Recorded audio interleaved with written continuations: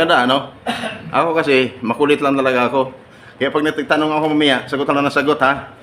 Sagot lang ng sagot. Tapos yung mga malulungkot yan, huwag mo nang ipagpatuloy yung kalungkutan mo. Kasi paglabas mo dito mamaya, tanggal na yan. Lahat ng gutom, no? Paglabas dito, busog. Pag ako nakapagtok, lahat ng gutom, busog.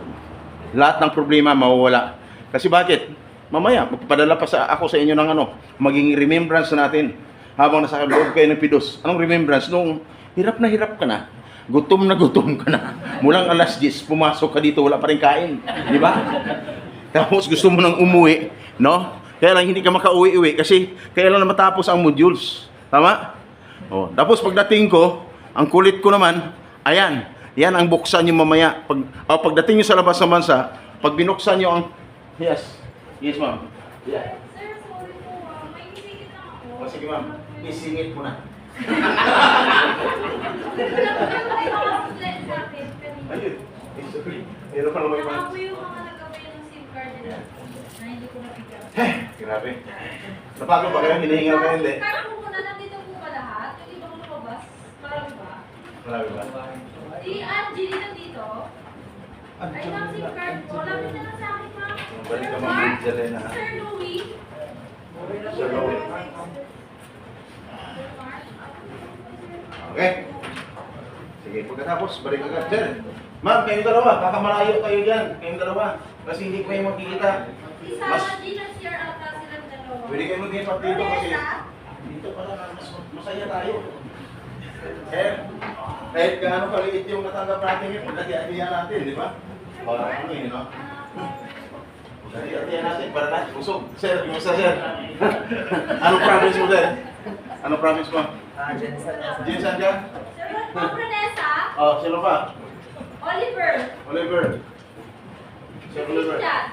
Christian. Sir, ito po. Taga Jensen ka, sir? Remesio. Hindi ka galing ano? Egypt.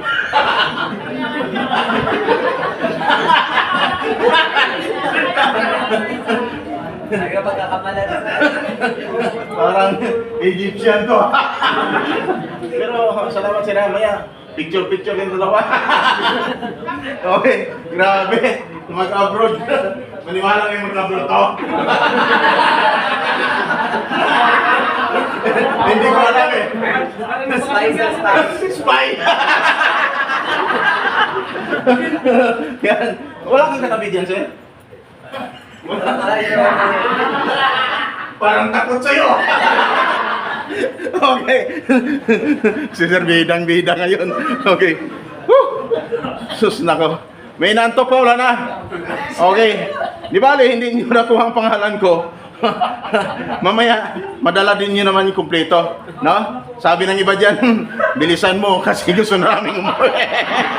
Sabi nila, bakit alam niya? Nung sa sipa natin. Siyempre, gano'n lang talaga yan, sir. Kung nag-aaral ka, kung nakakuha, may subject ka na sa ecology, alam mo na yan, habang tinitingnan ka pa ng tao, alam mo na kung anong nasa isipan niya. Tama? Ito ay kung alam mo na, di ba? Sir, may subject ka na sa ecology? Wala. Anong Jensen?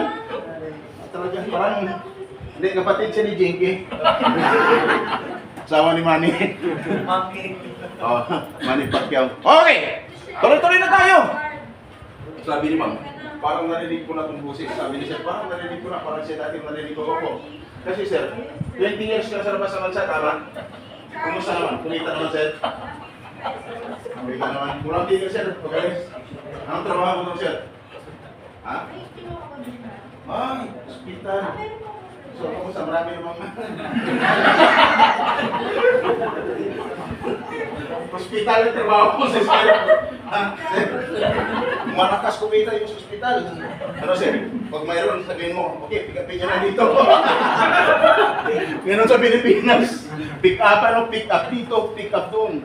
No, deliver dito, deliver doon. Okay! Alam nyo, ang kulit ko talaga.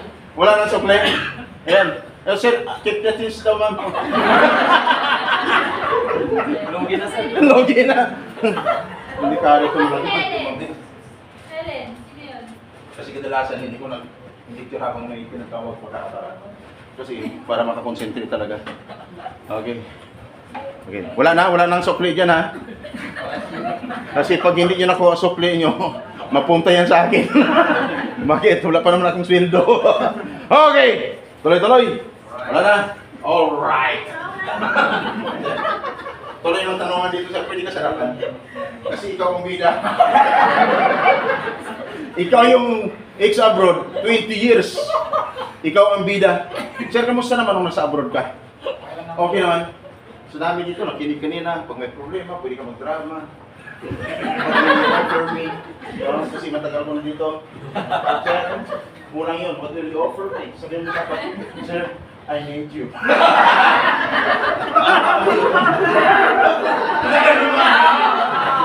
Kasi dati din ako sa showbiz. Bakit sir? Kumita naman. May asawa? Wala. Tingnan nyo. Bakit ka naman asawa? Maniwala kayo si sir walang asawa? Bakit wala nakagusto mo? May nakagusto sir, wala. Pag, naku sir, kulang ka lang sa diskarte, kulang ka lang sa drama. Okay sir, saan ka nagpidos doon? Saan? Pero tuwing pidos mo, tuwing alis mo nagpipidos ka? Ba't ka doon? Paalis ka na, magpidos ka. Pero, sir, hindi mo tatandaan kung nagpidos ka. Nagpidos ka noon? 2004. Pero, pidos center din yun. Katulad nito. May mga kasama ka rin. Nung magpidos ka doon, nakita mo ba ako doon? Wala? Tama. Kasi wala naman talaga ako doon.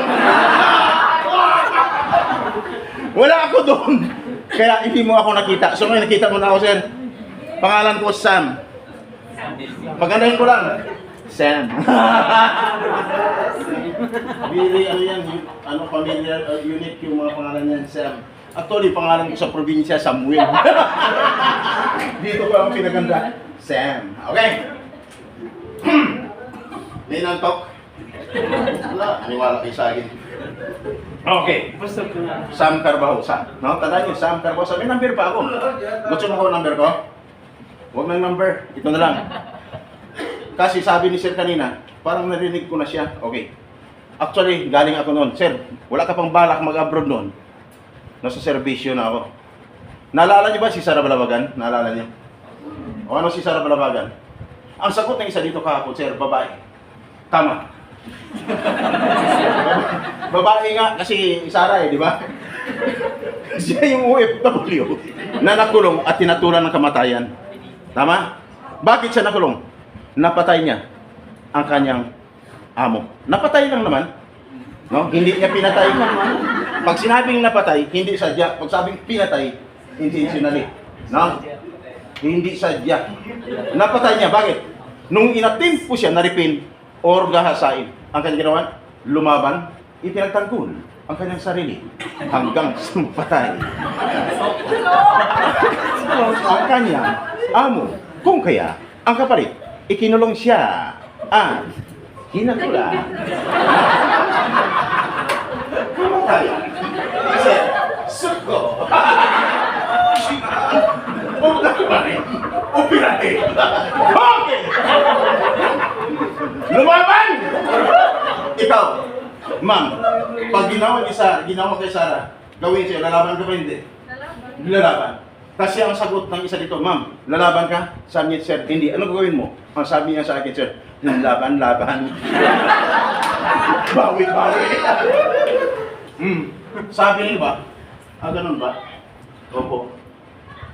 Nakulong. Pero nailigtas ang buhay sa tingin ng kamatayan. Sino tumulong? Kami dati. Magkasama kami dati gusto former ambassador ng United Arab Emirates. Isang ambassador, nagiging NLRC chairman, nagiging congressman year 2013. No? Umiwalay ako sa kanya year 2013. Namatay naman siya. Hinayar ako dito as Vice President for Welfare Assistance.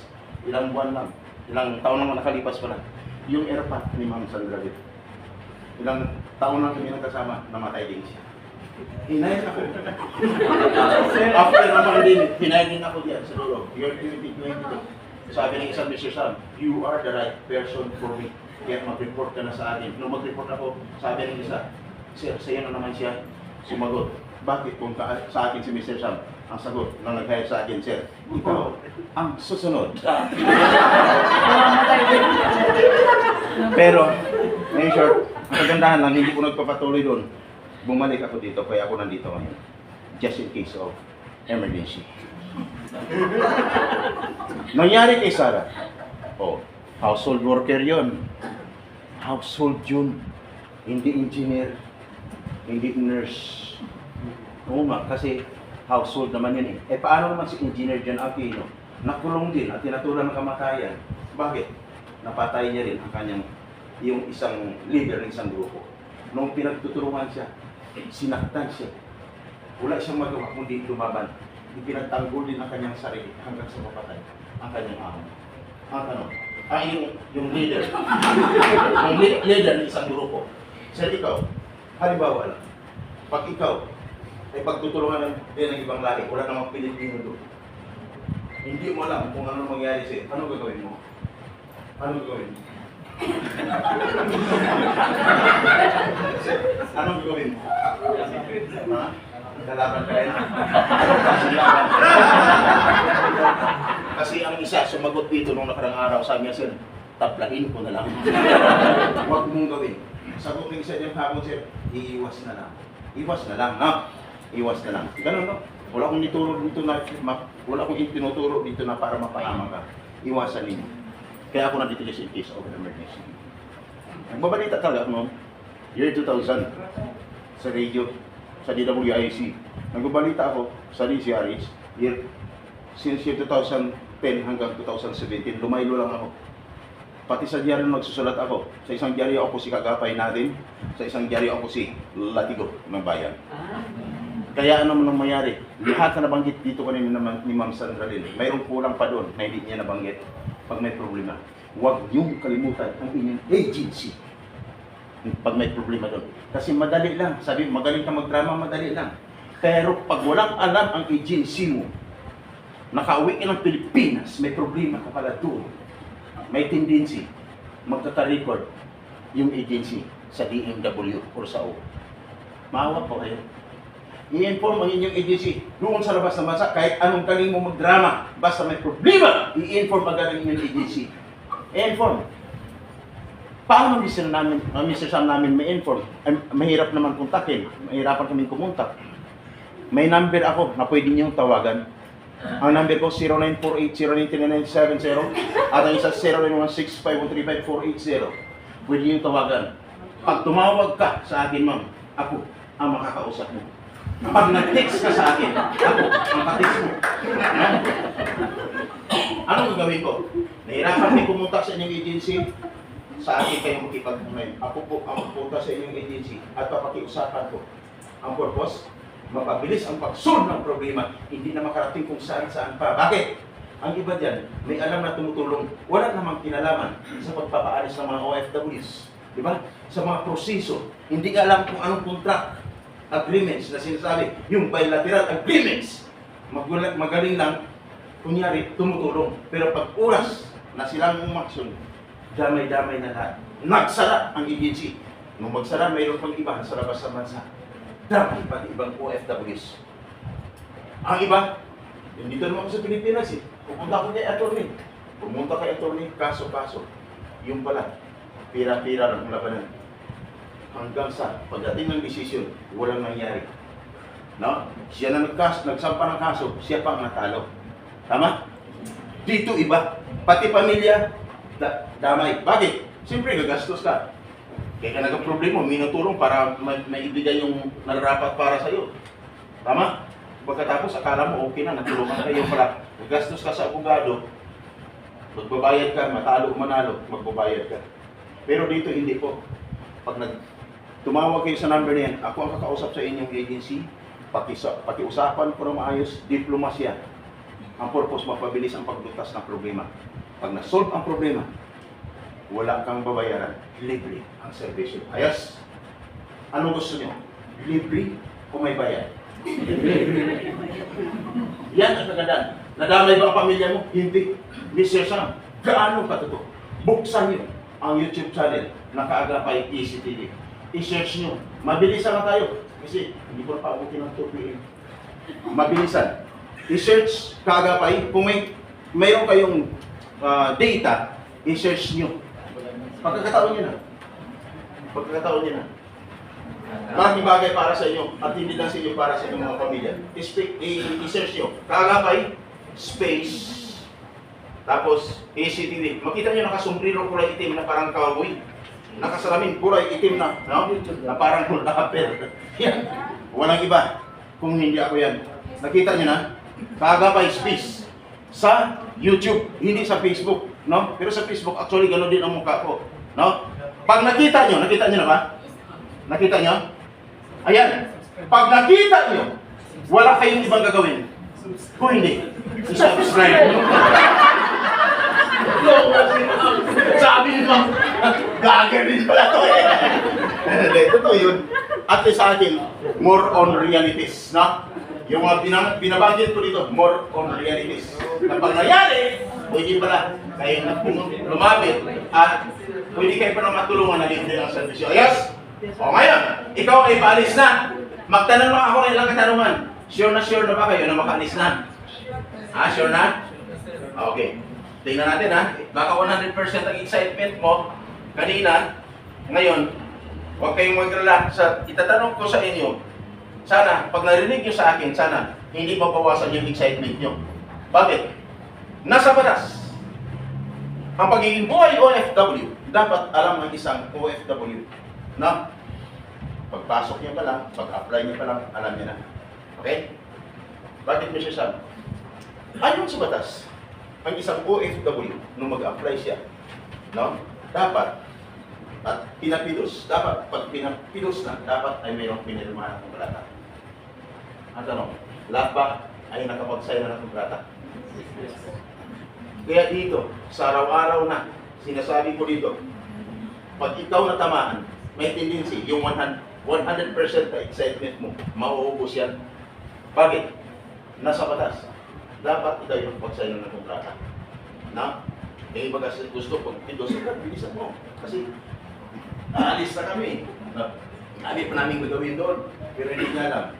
After na magpidos, ilang buwan na, pabalik-balik, paluap, hindi pa rin pala nakaalis. Inaabot ng isang taon. Ang nangyari, pidos na lang ng pidos. Hindi pa nakaalis. Kasi hindi alam. May batas pa lang na dapat alamin. Dapat nakapag-sign ka ng kontrata. Kaya kung hindi ka pa nakapag-sign ng kontrata, ibig sabihin, kung 100% ang excitement mo kanina, malamang, bawas na ng 20% ang excitement mo. Ang natira is 80%. Ang dapat, bakit ka nakaalis? Kasi bakit hindi ka nakapag-sign ng kontrata, ang iba nakapagbayad ng placement fee. Tama? Pag nagbayad ka ng placement fee, ang salary 20,000, magkano dapat ang maging placement fee? Dapat equivalent of 1 month salary. Sabi niyo ba? Ha? 1 month salary. Bakit sa amin? Sobrang laki. Another 20% kung nangyari sa'yo, ang mababawas doon sa excitement mo, ang natira is 60%. Dapat, bakit kailangan ka makaalis? Kasi hindi ka lang nakapagbayad ng placement fee, nakapag-sign ng kontrata, ang iba dyan, hindi lang nakapagbayad, nakapag-sign ng kontrata, ito pa, nakapagbayad, no? Nangutang pa, tama? Yes. Kailangan makaalis na. Sabi niyo, oo nga, nangutang pa naman ako. Diba? Magkano utang mo? Sigurado ka naman magbabayaran niya. Okay, ganito. Dapat sisiguro yung makaalis ka na. No? Kasi bakit? Mula nag-apply ka na bisan, dapat nasa batas 60 to 90 days prior dapat na i-quit ka. No? Anong 60 to 90 days prior? 2 hanggang 3 buwan dapat wala ka sa Pilipinas. Kanina, sabi niyo, bakit kami nandito pa? Another 20%. Ilang porsyento na lang nabawas sa inyo? 40 na lang? O, diba? Makaalis ka na. Ito pa may problema. Diba nakapagbayad ka lang ng Ano placement fee? Saan ka magbayad dapat? No? Sa Jollibee, Chowking, McDo, Max, Mall Hotel Restaurant. Wala sa nabanggit ko talaga, dapat sa loob ng agency. Ayan. Sir, lalabas na kayo. Saan kayo? Mangilo, no? Sabi, hindi ulang ko, sir. Pwede lang sa kita. Tapos yung iba, kunyari lang. Pero sabi ng iba, lalabas yan. Ma'am, bakit hanggang ngayon hindi pa rin? Tapos, buhaan ko ng placement fee. Hindi sa loob ng agency, doon sa loob ng Jollibee. Tapos, ma'am, wala pang resibo. May resibo, wala. Pag walang resibo, another 20%. No. Nangyari na sa kanya. Nangyari na siya, sir. Hindi pa? Go! Sa labas, dapat kung ano na pinirmahan mo sa kontrata, yan ang masusunod. Tama? Oh. Paano kung hindi na siya dapat yung nangyari sa labas ng bansa, mga pagbabago katulad ng sinabi ko na i-inform ng agency. Dito sa Pilipinas may nangyari siya, i-inform pa rin ng agency. Bakit? Maraming gumagamit hanggang ngayon sa pangalan ng agency para lang kumita. Maawa po kasi yung agency. I-inform ng agency regarding sa mga nangyari sa inyo. Bakit? Yung nabanggit ko, that is a violation of Republic Act 1842 of Anti-Illegal Recruitment. That is a non-billable offense. Violation of Republic Act 1842 or 10022 as amended of anti-human trafficking violation. Kung ang criminal nakapatay, nakulong, nakapagpiyansa sa batas na yan, no bail. Ingat. Ingat. May natutunan? RA 8042. Malinaw? At least may alam kayo sa batas. Eh, paglabas mo dyan, may naloko ka, sabihin mo na. Tandaan mo. Violation of RA 8042. Eh, maghuhulat sa iyo, sir. Sabihin, uy, abogado man di ay ni. Abogado ang naloko. Salitang Latin yun. Abogado man di ay ni. Ha? Bisaya. Sa ano yun? Ang ibig sabihin ng gwapo pala to. Hindi. Abogado pala ito. Hindi na, yung Tagalog. May halo kasi akong Latin. Ayan. Ano? Ha? Ano? Naintindihan nyo? Naintindihan mo to? No?